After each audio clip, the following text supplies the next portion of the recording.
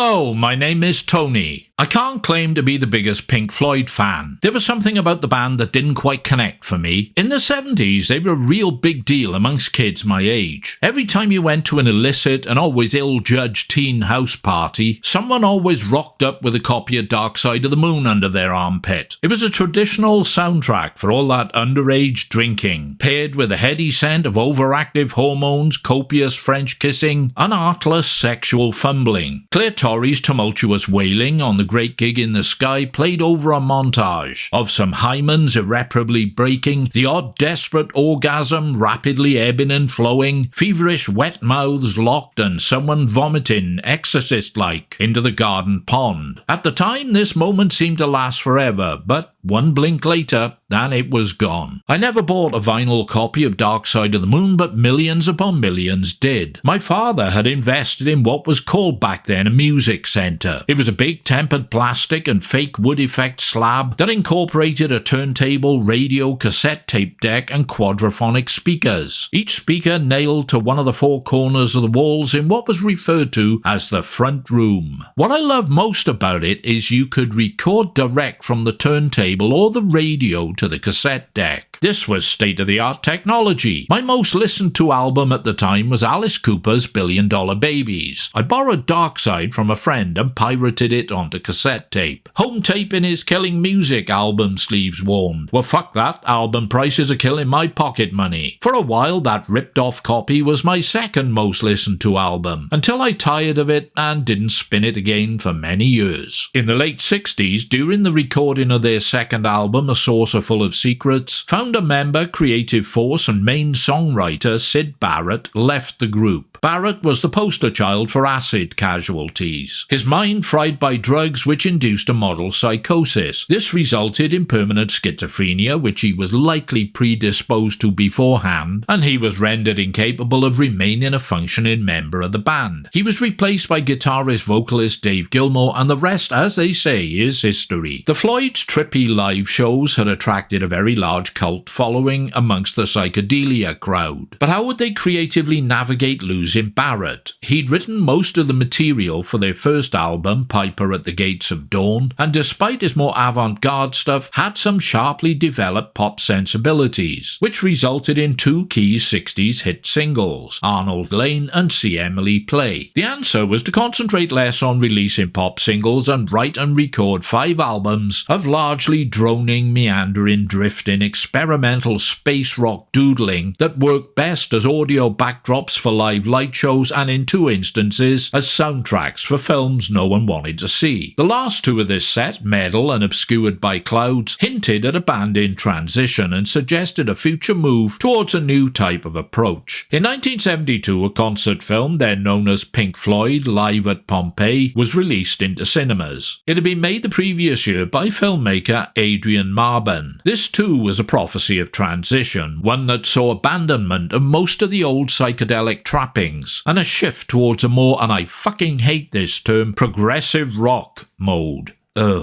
Prog rock. I caught it for the first time late on a Saturday night in, I think, 1978. Not in a cinema, ITV screened it. I just got in from the pub, so recollections may vary as common parlance would have it, but I wasn't all that taken with it, or so I thought. It must have made some sort of impression through my drunken haze, because every time anyone mentioned Pink Floyd during the ensuing years, or the band cropped up anywhere, images from the movie would pop unbidden into my head. I never watched it again until recently. It's been painstakingly remastered frame by frame as a Blu-ray restoration cut, and more than that, contextually fleshed out, with some additional footage which adds an extra angle of fascination. It's a concert movie that isn't a concert movie, ostensibly the anti-Woodstock. Michael Wadley's film of that event spent almost as much time on the audience, their activities and reactions, as the performers and their music. Pink Floyd were filmed performing several tracks in the Roman amphitheatre in the ruined city of Pompeii. There is no audience, just a film crew and some technicians. Off camera, there were two young local boys who snuck in and were allowed to stay, but we don't get to see them. The music is interspersed with shots of ruined local Roman architecture, sculptures and mosaics. Sometimes there are long shots of the band members, dwarfed by the landscape, or stock footage of lava, waterfalls and bubbling thermal pools. As the band performs, it becomes apparent that they were not so much playing songs they had written, but serving up experimentally abstract audio-visual art installations. This is not music you would necessarily dance or sing along to, fist pump in the air as you groove on down. It's music and imagery you either listen and pay attention to or switch off because you think it's formless, self-indulgent shit. Either it's fascinating or tedious, or if you're me, it's a little bit of both. Several aspects will captivate. You are watching four very skilled and committed musicians doing their thing. If there seems to be more emphasis on drummer Nick Mason, it's because he is quickly revealed to be the rhythmic core and vertebrae of the band. Beat perfect, thunderously propulsive, potently animated, it's here he proves himself to be one of the very best rock drum kit maestros of his generation, along with Keith Moon and John Bonham. He's a hypnotic powerhouse. Likewise, somewhere within this wall of sound there is melody of a sort, and that is due to Rick Wright, who switches seamlessly between keyboard, synths and piano. Gilmour, with his distinctive guitar style, is endlessly inventive, and if the film has one lasting image that brands itself into the memory, it's that of Waters repeatedly striking a big gong as the sun goes down. Some of the imagery cut into the footage gives it a slideshow sort of vibe, a fair chunk of which is pretty much unnecessary, adding little to the flow or atmosphere. It's a small point, but I would have preferred more screen time spent on the performances and the setting. What succeeds in making this cut of the film a more vital and revealing artifact is the pinpoint clarity of the remastering and incorporated footage of Pink Floyd at Abbey Road Studios during the composing and recording of some of Dark Side of the Moon. It now becomes a very clear depiction of a band in transition. The performances at Pompeii are of works taken from Meddle, Echoes Parts 1 and 2 and One of These Days, Careful with That Axe Eugene, initially the B-side of a rare 1968 single Point Me at the Sky, A Saucer Full of Secrets from, yes, you've guessed the album, and Set the Controls for the Heart of the Sun, also from A Saucer Full of Secrets. You could add to this the song Seamus from Meddle, only here it's Gilmour on harmonica, Waters on guitar, and a Russian wolfhound named Knobs, who howls throughout. The song was retitled Mademoiselle Knobs. It's a pointless waste of time and effort which achieves nothing of note or value apart from curiosity. Anyone believing it's somehow surreally artistic and meaningful is fooling themselves. All these works, like Pompeii as metaphor,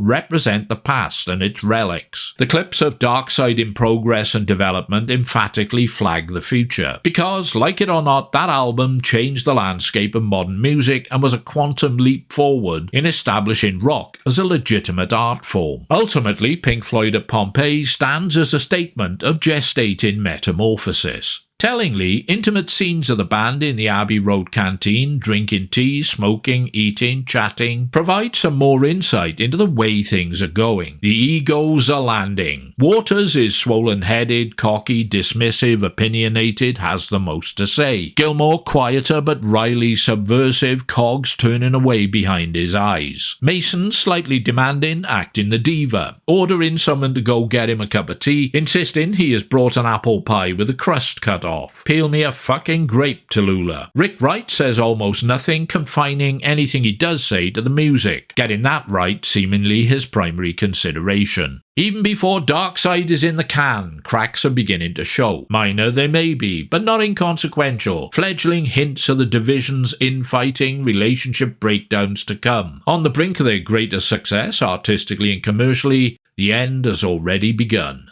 Pink Floyd stuff I like. Dark Side of the Moon and Wish You Were Here. The first, well, despite Waters' lyrics being of the over-earnest sixth-form poetry variety here and there, it's a monumentally creative and important work of near genius. The second, for its savagely satirical missives at the music industry, acknowledgement of and tribute to Syd Barrett, and affecting moments of emotional compassion and wistful nostalgia. I like bits of The Wall, too, the odd brick, you could say, but the overblown bombast and self-indulgence aforementioned hysteria of it leave me pretty much cold. The 1980 single from the final cut, Not Now John, is a superb little blast I truly admire. What of Pink Floyd at Pompeii? The visuals are sporadically great, the sound is consistently terrific, the filming of it not particularly inspiring or dynamic, quite deadpan and just so. Hardcore fans and completists will fucking love it, I can guarantee. The more casual Floyd tourist might struggle here and there. It is frequently immersive, holds the eye and ear, parts of it are impressive, and this is the best version I've seen, and I believe it's the best version you'll get. I'll probably never watch it again, there's no need, but I found it to be well worth revisiting. It's a very candid portrait of a band on the journey from psychedelic art house novelty act to full-on masterpiece producing status, and an essential reflection of the times. Thanks a lot for your time and attention. Feel free to do whatever you choose to do next. Hit like, don't like, comment, subscribe, check out my early access Patreon thing, or even make a very welcome financial contribution via the thanks button. Something else soon. Bye for now, pilgrims.